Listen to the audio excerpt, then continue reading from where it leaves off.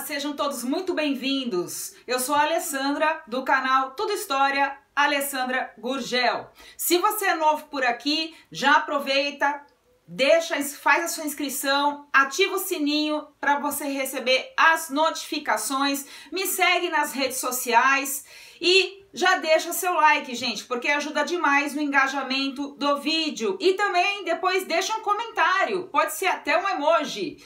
Mas se você quiser comentar, se você já conhecia a história, se você já tinha ouvido falar, o que você achou, o que você pensa a respeito dessa história também, fique à vontade.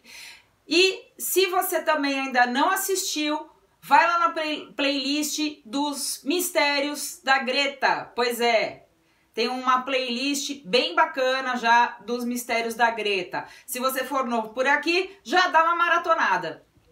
Então agora eu vou chamar a vinheta e quem vai contar uma história para você é a Greta.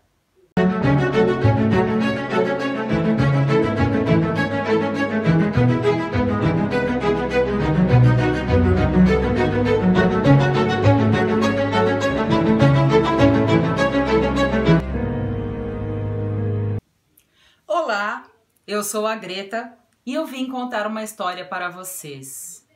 Não sei se meu bolo de noiva tá tão bom hoje, mas pudera, quando eu nasci esse penteado nem existia ainda.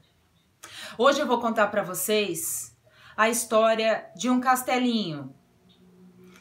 Mas esse castelinho fica no Rio de Janeiro, mais precisamente no bairro do Flamengo. Claro que ele foi construído em uma época em que o bairro do Flamengo abrigava à beira-mar, na Avenida Beira-Mar, uma série de casarões e palacetes. E esse castelinho até hoje é um dos poucos remanescentes daquela arquitetura daquela época, do início do século XX. Assim como o castelinho que nós já vimos, já falamos a respeito em São Paulo, ele também foi construído em estilo arquitetônico chamado Art Nouveau, mas com mais influência italiana. Na verdade, foram dois projetos que acabaram se unificando, uma influência italiana, uma influência neogótica francesa e, enfim, ficou da forma como vocês vão poder apreciar nas fotos. Ele ficou pronto em 1918 e um comendador que era ligado ao ramo de comércio, indústria, chamado Joaquim Cardoso, e a sua esposa foram morar nele. Até aí, tudo muito tranquilo. Em 1932, um casal de imigrantes portugueses, o senhor Avelino Fernandes, a sua esposa Rosalina e a sua filha Maria de Lourdes, foram então os novos habitantes deste castelinho. Mas uma tragédia horrível estava por acontecer. Dizem que um bonde atropelou tragicamente o casal de portugueses, o senhor Avelino e a dona Rosalina. Os dois foram mortos por um atropelamento de bonde e deixaram então sua filha Maria de Lourdes órfã, e era a única filha deles. Dizem também que, tragicamente, a menina, ainda criança, pura e inocente, assistiu ao atropelamento dos pais. Porque teria acontecido esse trágico acidente bem na frente do castelinho. Bom, a menina, então, ficou com um tutor, o qual eu não localizei o nome. Ficou nas mãos de um tutor que, segundo consta, a roubou e a tratava muito mal. E quando eu digo roubou, na verdade, ela era a única herdeira daquele imóvel, que era um palacete, né, esse castelinho, numa excelente localização, no caso, a Avenida Beira-Mar, ali no bairro do Flamengo. E, claro, os pais também devem ter deixado outras riquezas para ela, né? Eles não eram um casal sem muitas posses, pelo contrário. E esse tutor, então, ao que tudo indica, era muito perverso com a Maria de Lourdes, a menina órfã. A maltratava, a roubava e que, por fim, ele teria resolvido trancá-la na torre mais alta daquele castelinho. Ou seja, ela virou prisioneira do próprio imóvel, da própria casa, a qual ela era a dona por herança e por direito. Consta também que a menina, sem saída, sem ter para quem apelar e totalmente desesperada, literalmente sem pai nem mãe, e ainda por cima roubada e prisioneira dentro do próprio palacete, acabou por tirar a sua própria vida.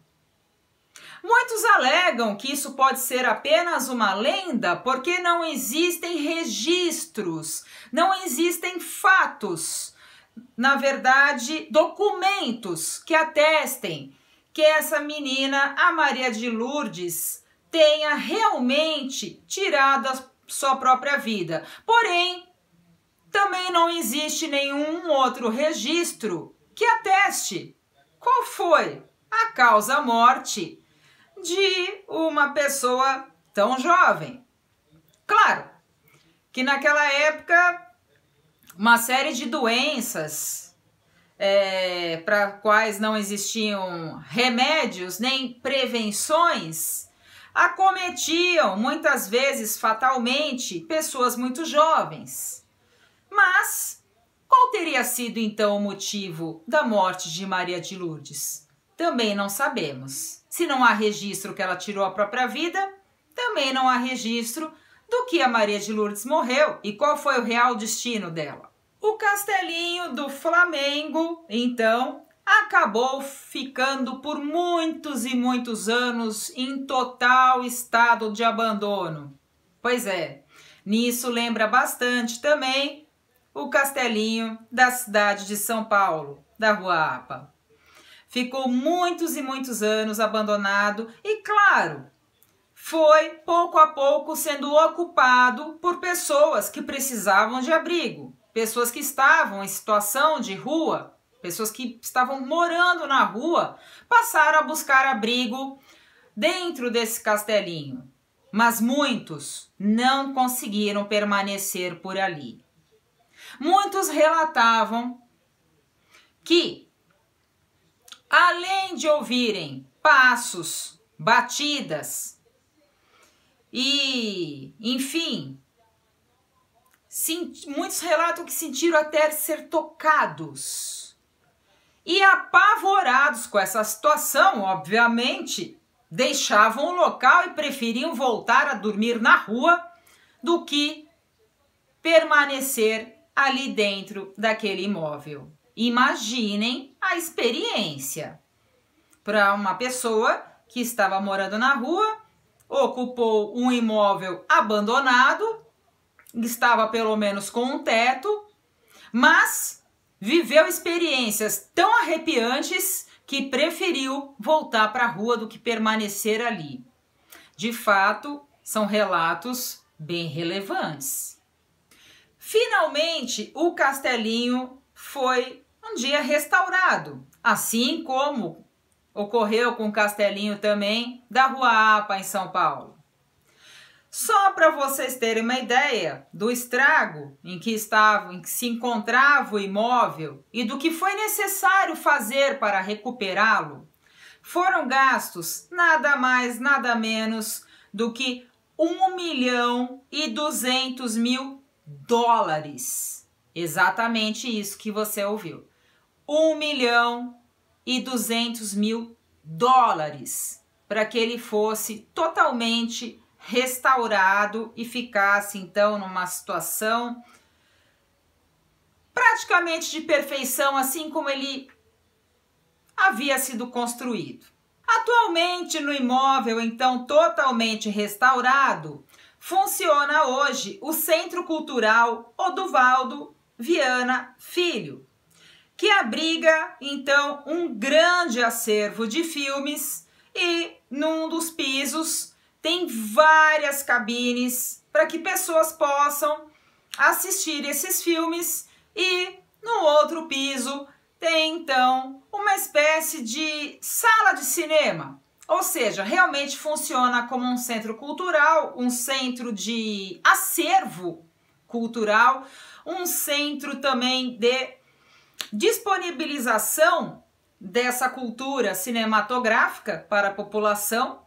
Enfim, então ele funciona muito bem. Tem uma série de peças que foram preservadas, uma série de peças que não foram tocadas, digamos assim, que deixaram no estado original de degradação, né? Isso mantendo, claro, uma relevância histórica e sem atrapalhar o funcionamento do imóvel. Claro que as pessoas que trabalham ali no centro cultural dizem que se a menina, a alma dela, ainda está por ali, que ela deve estar muito feliz porque foram colocadas muitas madeiras novas e por isso elas estalam mesmo, e daí os barulhos. Então, as pessoas que deram entrevistas falando a respeito desses barulhos não creem que exista realmente nenhuma alma penada rondando por ali. Mas o que realmente é inesquecível são os relatos dos moradores de rua que se abrigaram ali por várias vezes e preferiram voltar para a rua do que permanecer dentro do imóvel. Isso é bem intrigante, não acham? O que você acha? Você acha que realmente essa menina pode ter voltado ao imóvel que era a moradia dela, que foi roubada, onde ela foi maltratada e acabou talvez realmente cometendo suicídio? Ou que não passa de uma lenda e imaginação das pessoas? Deixa aqui nos comentários a sua opinião, se você já conhecia essa história ou se você gostou de conhecer essa história. Não esquece de deixar seu like, gente, ajuda demais na divulgação do vídeo, na divulgação do canal. Não esquece de deixar um like, por favor. Compartilhe esse vídeo com amigos que você acha que podem gostar desse tipo de conteúdo. E fica à vontade aqui nos comentários também, que é outra coisa que ajuda bastante a gente. Se você tem alguma história que você quer que a Greta conte, manda pro e-mail que vai estar na descrição, que a Greta conta a sua história. Tá legal? E se você mora no Rio de Janeiro, se você conhece o bairro, mora ou conhece o bairro do Flamengo, se você já ouviu falar dessa história no Rio de Janeiro ou se você já conhecia por outras fontes, também deixa aqui nos comentários para a gente saber. Eu vou adorar conhecer tudo que vocês tiverem aí para escrever, tá bom? Um beijo para vocês e até o próximo vídeo. Tchau!